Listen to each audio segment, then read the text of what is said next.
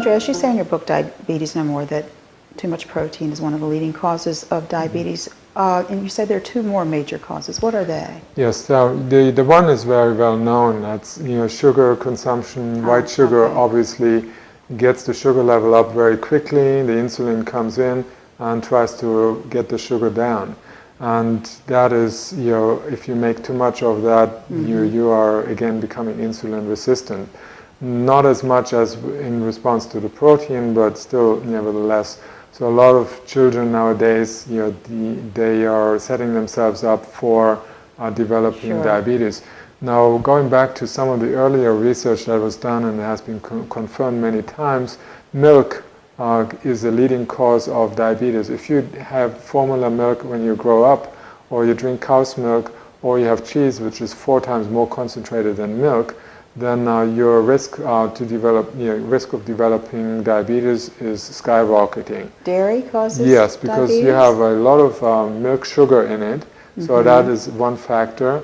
And the high protein, which is 300% more protein than human breast milk has, and human breast milk typically has 1.4% protein, so you get a massive overdose of protein at a time when your body has no opportunity, no chance to process all of that. It's not designed to handle such complex foods like cow's milk, which is made for cows, to make cows, and the protein is very complex, very different than human breast milk, 1.4%, which is ridiculous, almost like not existent.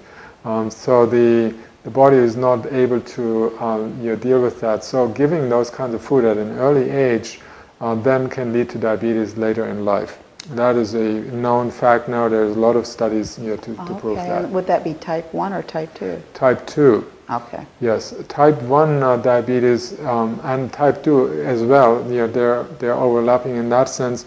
There are, again, trans fatty acids. So fats that are heated, that are refined. When you go to the grocery store and you see these bottles of oil that are golden colored, these are super refined, heat treated. They're packed with trans fatty acids. When you heat them, they must produce more of the same. And these fats, they go into the cell membranes and also into the blood vessels, and it can cause damage in those areas.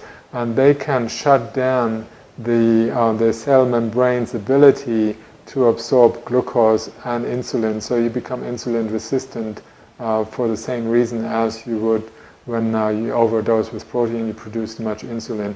So like that, the insulin is kept outside, and then you can have more damage to the tissues. And again, if the pancreas doesn't reduce the insulin production, hopefully it would, but in many cases it doesn't, then you have the diabetes, fully so grown sugar diabetes. and dairy and trans fatty acids. Yes, and then the latest thing that just came in that is now showing the clear relationship between low vitamin D and diabetes. So again, diabetics don't tend to go out in the sun very often, and they have low vitamin D. You won't find a diabetes case with normal levels of vitamin D. You will not.